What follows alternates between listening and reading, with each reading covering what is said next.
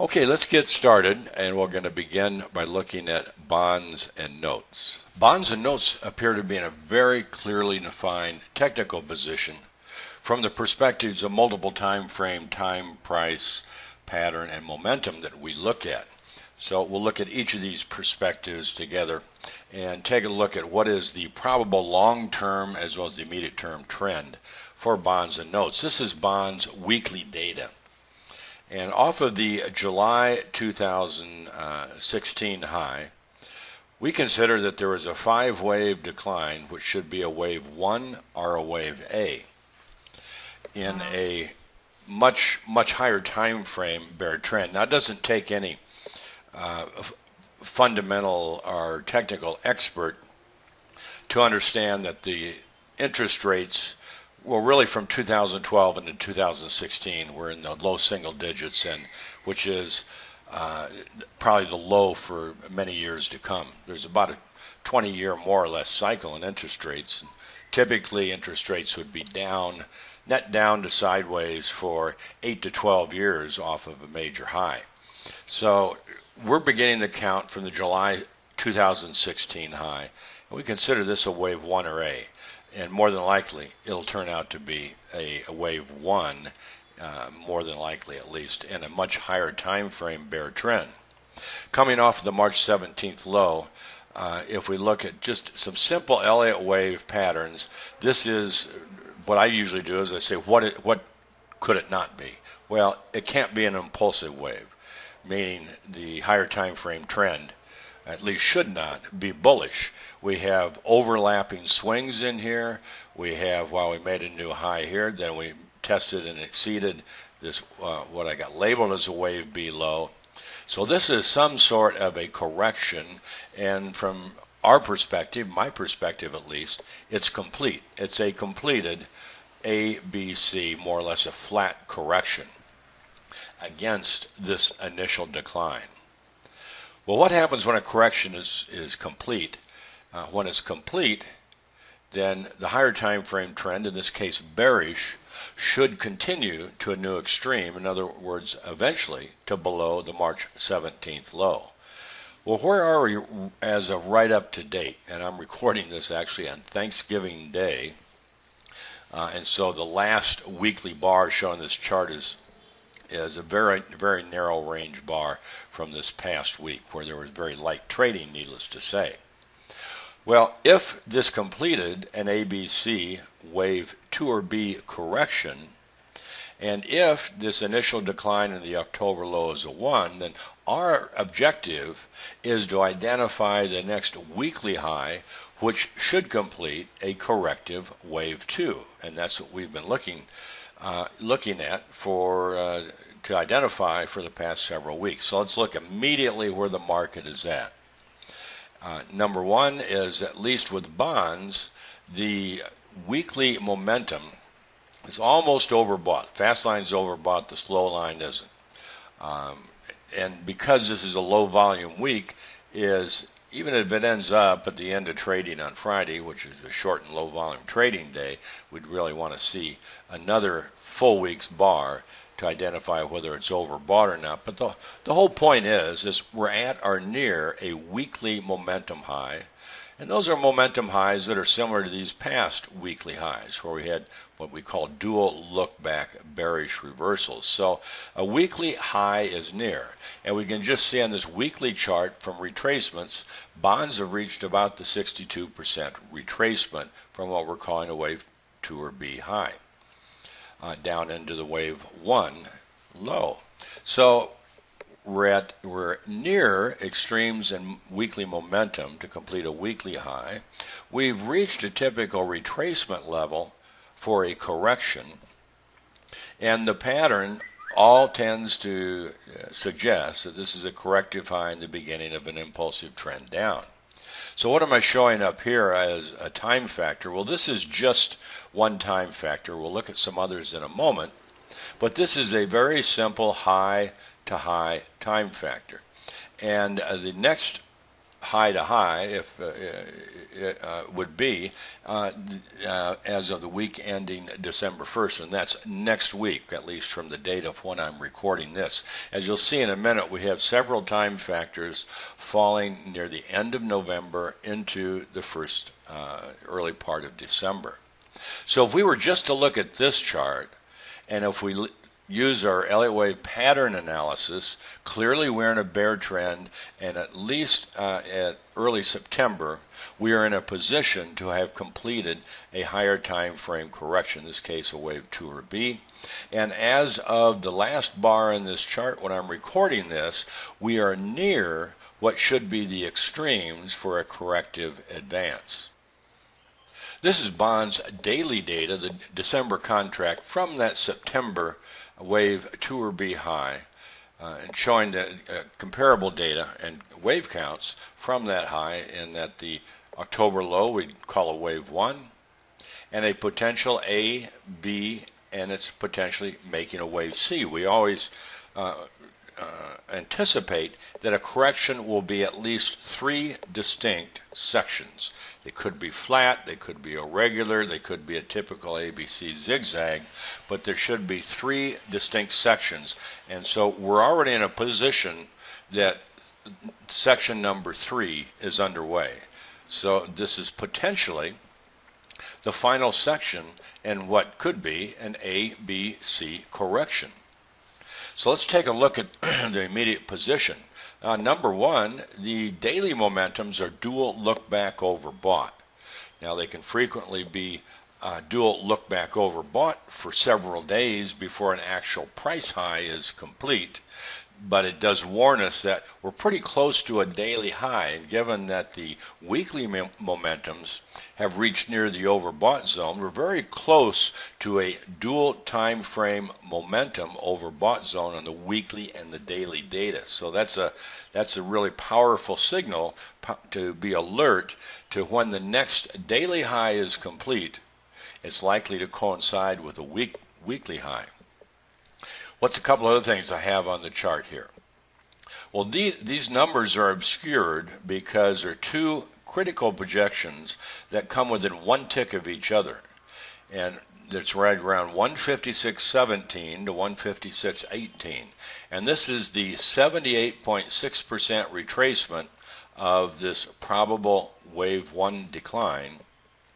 It's also the 100% alternate price projection of the range of wave A from the low of wave B, and that's a typical target for a wave C. So if bonds continue to advance, more than likely the extreme on the upside is going to be around 156.17 to 156.18, and that's not a forecast that that's going to be reached, but it is a critical piece of information that's probably the extreme of the upside before we complete this higher time frame wave 2 correction. So that's a critical piece of information. And of course, just based on simple patterns, is that any decline below the November 13th low, which I've got labeled as a wave B of 2, would indicate that this correction is over. Now I realize that's quite a ways from the market, but given that we would anticipate the next trend down when this correction is complete will last several months, and potentially and typically would be larger in price in time than the first wave 1 decline, that's really not that far away from the market and what the potential on the downside is once that signal is made. Of course, our whole objective is to identify the technical signals in the reversal pattern to when this wave C is complete, and that's what we'll be looking for in the days, and really it should be complete within the next couple of weeks. Here's a couple of time factors that are critical. There's much more of them, but I tried to keep the chart real clean. Number one, just a simple high to high is November 30th. That's nearing the end of next week. A low to high is November 28th, and that's a pretty important time factor. A low to high is usually the extreme for the next section up. So we've got between the middle and the end of next week with a high probability to complete this corrective advance. And that could go into, when we look at notes, into the following week. But that would be the extreme in time typically on the upside before the weekly high is complete and a resumption of the higher time frame bear trend. So this is really important information. So not just for traders, but it's also for people that might have bull or bear interest rate ETFs. Certainly, if you have any need to lock in long-term interest rates, knowing that we've probably completed a major low in interest rates and we're on the verge of interest rates beginning to ratchet up again. And of course, they won't ratchet up fast, and bonds and notes are not likely to crash down, but they should be within 2 weeks of reaching their peaks that'll last for many months, and frankly, I think probably for several years. And of course, notes are in a comparable position. Let's just take a look at daily notes. Here is daily notes, and again, because notes basically made a double bottom here in October, both at the exact same price, we can do our low to high, and that comes in at December 4th because we're a couple days earlier when we made the first low. So it doesn't matter which one of these two we use for the time projections. The ultimate projection is just going to be plus or minus a couple, 3 days.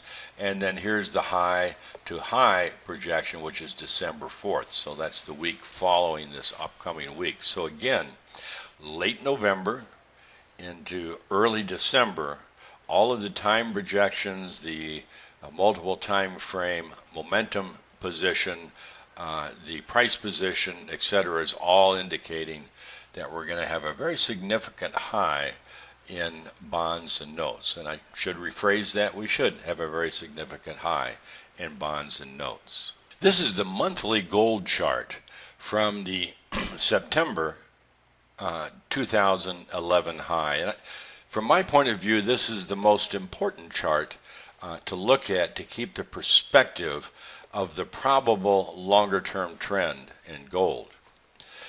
From the September 11th high, we made a really clearly defined textbook Elliott wave, 5-wave decline into the December 2015 low.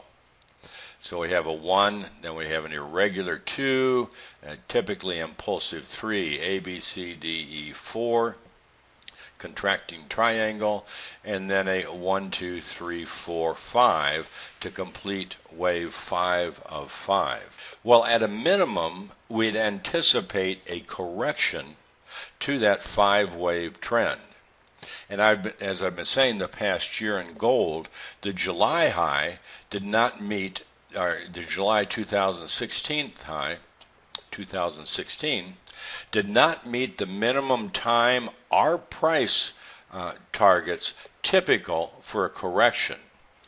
It did reach the 38% retracement, but typically a correction to a 5-wave trend reaches at least at or near the 50% retracement, with a maximum around the 78.6% retracement.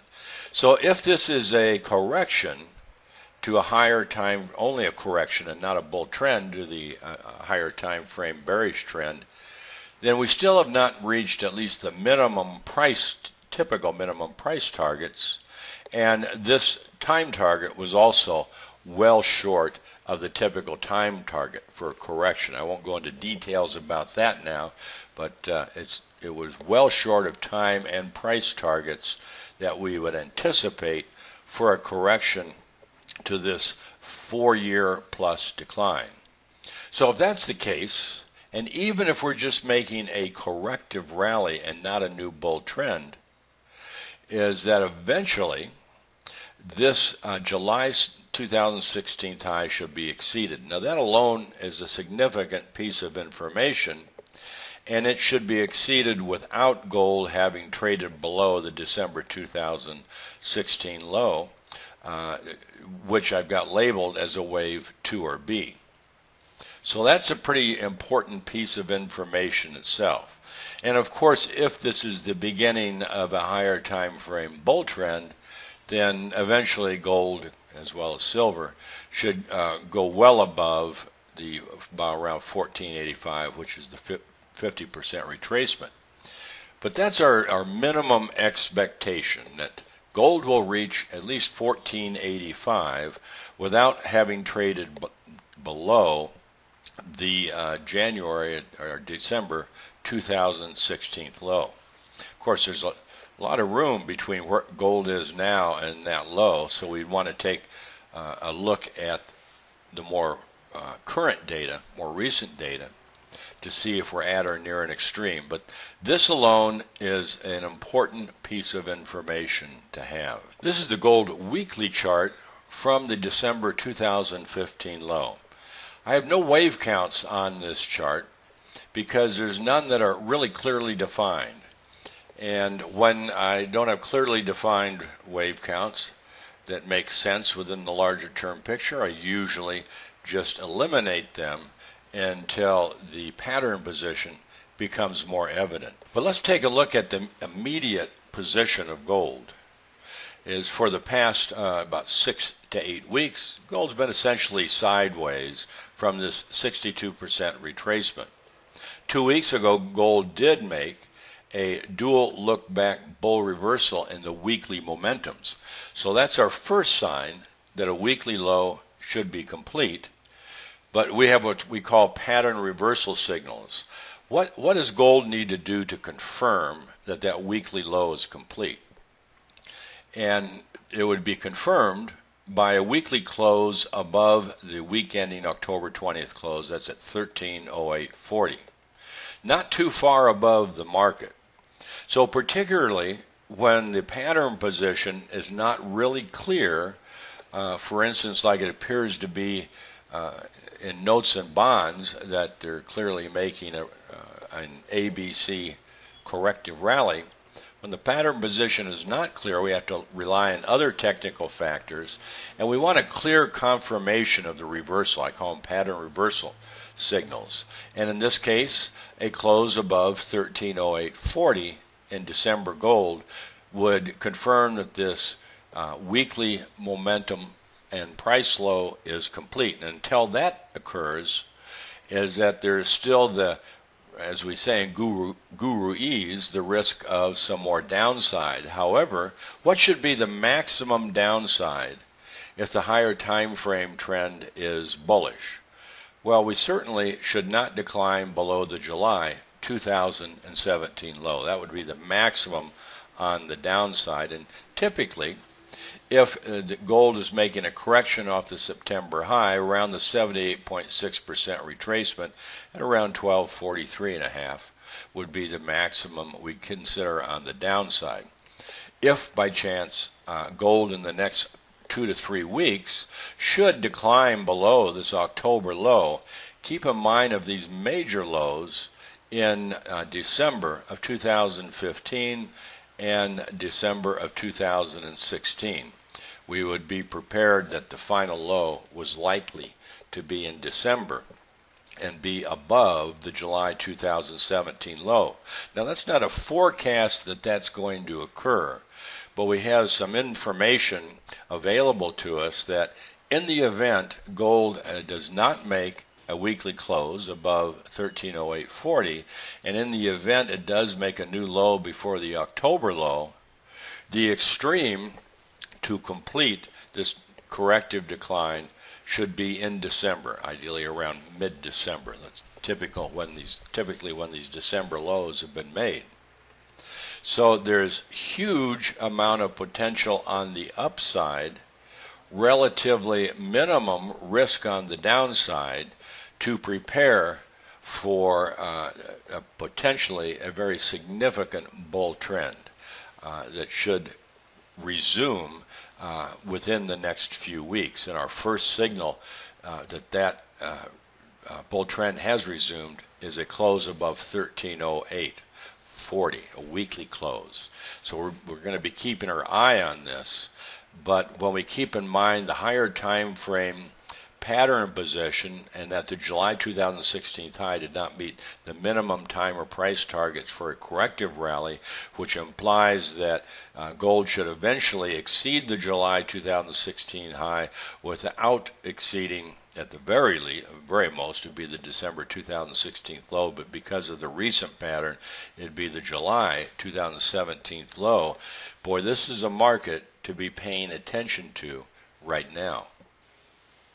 The dollar index has made, and it looks like it's in the process of just almost a textbook Elliott wave correction that began from the January 2017 high. Here's the wave count as I've got it, at least, off of the 2008 low. Is a 1, A, B, C, 2, 1, 2, 3, 4, 5, into a higher time frame wave 3. And if that's the case, this decline off of the January 2017 high should not be the completion of a correction. It should just be the first section down, which would be followed by a wave B and then a wave C to test or exceed this September 2017 low. So we can back up and say that more than likely the January 2017 high in the dollar will be a high that holds for many more months, and the net trend over the next several months is likely to be sideways to down, even though we may have some more advance that would be part of what we'd call a wave B correction. This is the important reference point, is this high that's in January 2017. And that high was made almost at the ideal time target to complete this wave 3 high. And importantly, it was right at the 62% retracement going all the way back to, let me expand the chart a bit, the July 2001 high. That's the 62% retracement. And it was at the ideal end of wave 5 price target zones. So a couple of the key relationships of the internal waves within the higher time frame wave 3 is a wave 5 typically terminates around the 127% external retracement, or the 162, and the top was made just a few ticks above the 127% external retracement of the range of wave 4. So that was an ideal end of wave 5 target, and I don't have the alternate price projection of wave 1, and I'll put it on now to show you. We measure the range of wave 1 and we project it 100% from the wave 4 low, and I've taken that off just for clarity. We can see that's so close to this 62% retracement and the 127% external retracement of wave 4 that they overlap and we can barely see the data. So we had this back months ago in the report as an ideal target for a wave 5 and a multi-month high, which is what's happened. And again, the most important thing for the immediate term, over the next weeks and months, is that this decline should not have completed a corrective decline. Now let's take a little closer look at where we're at. Off of the January high, 5 waves down, just a beautiful 5-wave pattern, into the September low for, again, wave A. That's comparable to what we were looking at on the monthly chart. And more than likely, the late October high is in 1, 2, 3, 4, 5 into a wave A high. We're making a wave B of lesser degree low, and then eventually, and very soon actually, the dollar should begin to rally for several weeks and up to 2 to 3 months. So we'll take a look at the daily chart in a minute and see how close we are for probably making a wave B weekly low. Before we go to the daily chart, is a correction to a 5-wave decline, impulsive trend, typically lasts at least into the 38 to 62% time retracement of that impulsive trend. Now I'm showing just the 62% time retracement as around that first week in February. And I'll show you in a minute why I think this net rally off of the September 8th low is likely to continue into that first week of February. Possibly the 62% time retracement might just nail it pretty close, because we have some other key relationships, at least initially, that fall right around that period. So for the next few weeks at least, is we're very near the weekly low, which should complete a wave B corrective low, followed by a resumption of the net bull trend off the September low. Here's our daily data. And again, this is the higher time frame wave A low. This is 1, 2, 3, 4, 5, right up into the November 7th high to complete a wave A. Looks like we're doing just a nice A, B, C to complete the wave B corrective decline. Now let's look at some of these price levels, because they're pretty important. Just as of the end of this past week, that was Thanksgiving week, is the dollar has declined to right at the 62% retracement. Typically, the maximum retracement for the correction would be around the 78.6%, which is a little bit below this past week. So we should be at or near the extreme of the immediate decline off of the November high. So what else is around this area? Well, my pointer is at the 100% alternate price projection of the net range of wave A projected from wave B, so that's just a little bit below last week's low. And again, the maximum typically for a wave C is 162% alternate price projection of wave A from the wave B high. So we've reached the initial zone of where a ABC correction would be complete.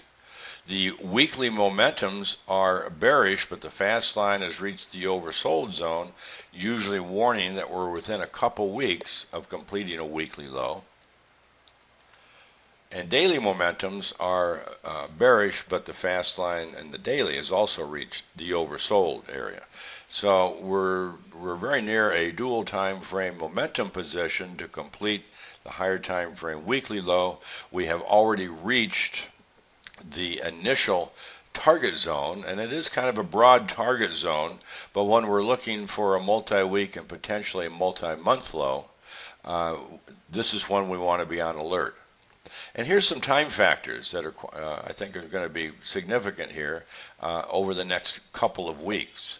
And this, again, these are the retracements, time retracements of the wave A advance, and that's from November 29th into December 12th.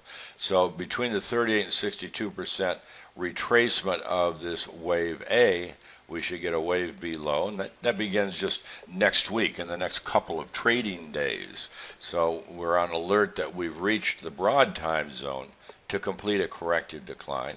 And here's another couple key ones. And, Dan always used his trading day and calendar day counts, particularly the 30, 60, 90, 120, etc. And look what we have for December 7th, and these are, again, calendar day counts, is 90 calendar days, or 3 months, from the September low is December 7th, and 30 calendar days from the November 7th high is December 7th. So December 7th is shaping up to be fairly significant, plus or minus a day or two. And that would be right around the 50% time retracement, right in the midpoint, and a little bit beyond of the 38 to 62% time retracement. So we have several time factors coming up within the next 2 weeks, and ideally, not this coming week, but the following week, the week that ends on December 8th. That would be the ideal time target to complete this corrective decline. So why are the 30 and 90 calendar day counts significant? Well, let's take a look at the time rhythm that's been in the dollar index since the September low. The low was September 8th. Again, this is daily data we're looking at. We had the wave 3 high that lasted for a few weeks as the market essentially went down to sideways on October 6th, 1 month later. And our wave 5 of A high was on November 7th, again 30 days later. So a 30-day count is around December 7th. And if this time rhythm continues, we'd anticipate that we'd have this ABC correction would be complete between around October 6th, or excuse me, between December 6th and December 8th, because we've made our last three 30 count a day count reversals on the 6th, the 7th, and the 8th. Here's the weekly SPX, the cash S&P index chart, weekly chart from the March 2009 low. This is what I believe is a pretty clearly defined wave count coming up from the March 2009 low. It's a 1, a running correction, for a 2, which usually the aftermath of this type of correction is quite strong, which is exactly what happened, and then a nice ABC correction into a probable wave 4 in February 2016. And I've had this chart for our subscribers for many months. The challenge has been is to identify the end of this wave 5, and without going into detail, I will say it's already exceeded the typical time and price targets for a wave 5.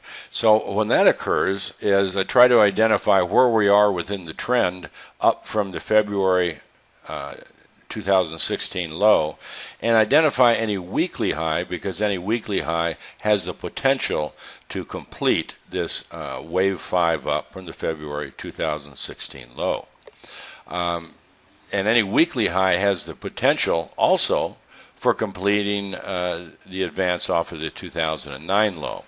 So I'm not going to make any big bearish or crash coming up forecasts or warnings because this is a bit of a sloppy trend coming up from the February 2016 low. I'm just going to focus on identifying a weekly high and then identifying what the market can do to signal that we've made a higher time frame reversal and completed the higher time frame bullish trend. And when that bullish trend is complete, there should be a correction in broad terms down to this range of the wave 4. So down to around 2135 to 1810. And that's quite a ways below the market. So it'd be a pretty significant correction, and it'd probably last anywhere from 12 months to 2 years. Well, let's take a look at the immediate position coming up from the February 16th low. So here's again the weekly data just from the February 2016 low, and it has a potentially we're in wave 5 of 5. This would be the higher time frame wave 4 low. We got a nice 1, 2, 1, 2, 3, 4, 5, 3, 4, and this would be wave 5 of 5. So potentially.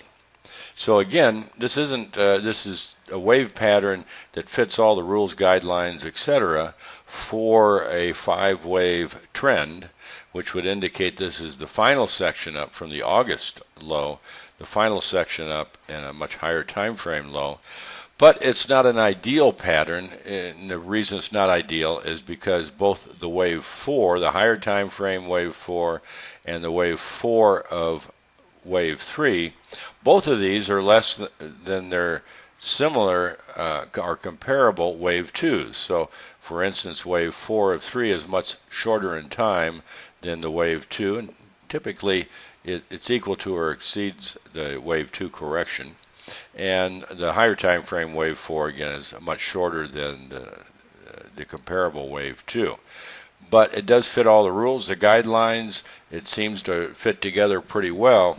But it would only be a decline below the August low that would indicate and confirm that this the bull trend from the February 16th low is complete, which would or should coincide with the bull trend for the 2009 low. So what I do when everything isn't technically in alignment and real perfect is the first thing I want to do is identify a weekly reversal, because a weekly reversal then could coincide with a much higher time frame reversal. And as traders, really it depends on your time frame, but I look for daily trends and weekly trends, and then look for signals that possibly a higher time frame trend is confirmed or invalidated. So let's take a look at the weekly data. The weekly momentums have made a dual look back bear reversal a week or so ago. Even though we have made a slight new high this past week on this low volume holiday week, with the momentum bear reversal, that usually indicates there's very much a limit to the upside before the weekly momentum reversal is confirmed as a price high as well. And at this point in time, a close below last week's low, or the low 2 weeks ago, that's the week ending November 17th, would indicate or confirm that the weekly high is complete. And because any weekly high at this point in time could coincide with a much higher time frame high, it's important to identify those. Well, here's our daily data of the cash S&P, and the daily momentums have reached overbought. So this is important. Dual time frame momentum overbought, with the weekly momentums making a bear reversal from the overbought zone, and the daily momentums now reaching overbought, which indicates we should be within a couple, 3 days of a daily high. And since the weekly momentums are already bearish, that should coincide with the weekly high as well. So, and that's applicable to all markets and all time frames. And I don't have any kind of wave counts coming up on here because I want to keep this chart nice and clean. And let's focus on these high-to-high time rhythm over the past couple of months. Every 11 to 12 trading days, we've made a daily high. Now, sometimes that high has only lasted a few days. In fact, most cases it has. Sometimes it's just a momentum high where the market went sideways. But the reason we want to focus on identifying the next daily high is that because the weekly momentums are already have made a bear reversal. So the next daily high should be a higher time frame than any of these daily highs. The next daily high should coincide with that weekly high. I've done the 12 trading day count from the last high from November 7th. And of course, these last 2 bars on the chart, these very narrow range bars, this was the day before Thanksgiving, the day after Thanksgiving on Friday, which were very low volume days and with shortened trading hours. And what I do when we have holiday trading, pre and post holiday trading, is I will ignore those 2 days in the counts. And in this case, because they were not full active trading days. So in this case, I would extend this from the 23rd into the next couple of days, the first of the following week, which would be Monday and Tuesday, for the maximum to complete the next daily high, which again should coincide with a weekly high. And there's a pretty consistent holiday pattern with the few days prior to Thanksgiving, the market it tends to be bullish, and typically they complete a daily high within 2 or 3 days after the Thanksgiving holiday. So that fits in almost perfectly with the past couple of months high-to-high reversals, daily reversals that we've had. So we should be, as of the Friday, November 24th, we should be within a couple of trading days of completing a daily high, which should coincide with a weekly high. Now, on this market, let's ratchet down to the intraday data and see how that can help us, so we get true multiple time frame potential trade setup. This is the 240-minute data, and we can see coming up from this November 15th low, boy, this is almost an ideal 1, 2, 3, 4. And it's not almost an ideal, it is an ideal. I'm a lot of times a little leery on intraday patterns because there's a lot more kind of intraday volatility, and a lot of times they take out little swing highs and lows. But when we get near an extreme of a higher time frame, and in this case both the daily and weekly to complete tops or bottoms, any kind of reversal, then I look to see, is the intraday pattern going to help us for an earlier entry as opposed to the daily and weekly pattern. So if we consider that a 1, 2, 3, 4 is complete, well, what's a pattern reversal signal that the wave 5 is complete? on just this 240-minute data coming up from about a week ago, November 15th. Well, a trade below the wave 4 low would indicate this section up should be complete. And that should be a completed 5-wave advance. Well, when we're in the high probability daily time frame to complete a high, when we've got an intraday pattern that gives us a reversal signal very close to the market, that's something we want to pay attention to, and that's something we can take immediate action on. So should the S&P trade below 2589.50, then we have to consider that this short-term pattern is complete, which may be the higher time frame as well. So that's a very actionable piece of information. So again, I'm recording this. It's not a historical example. It's right up. This is data right up to date of the day I'm recording it and showing you how I look at the market. Both we go from potential weekly trends, potential daily trends, and then sometimes we can go down to that intraday data to give us a signal that's quite close to the market.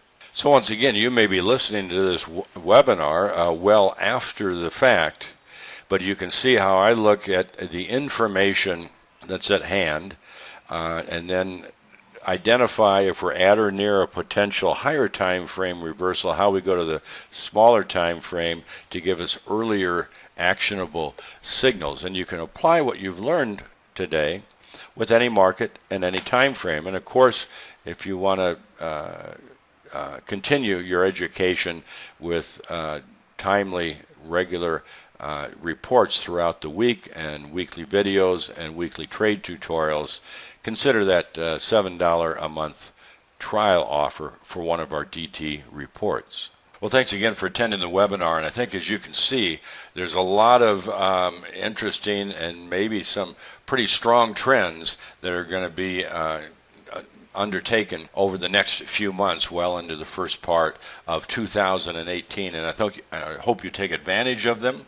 I hope you participate in, and I hope you've learned enough from this webinar that you can apply what you've learned to other markets and other time frames. So this is just a reminder, if you'd like a complete month of one of our DT reports, which includes our regular reports, includes for the stock report, the dual time frame momentum scans, for the trade alerts, it includes specific trade setups that from entry to stop to management, from entry to exit.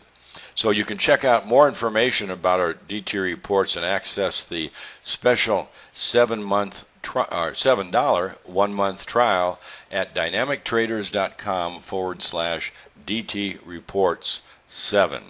So thanks a lot. Take care.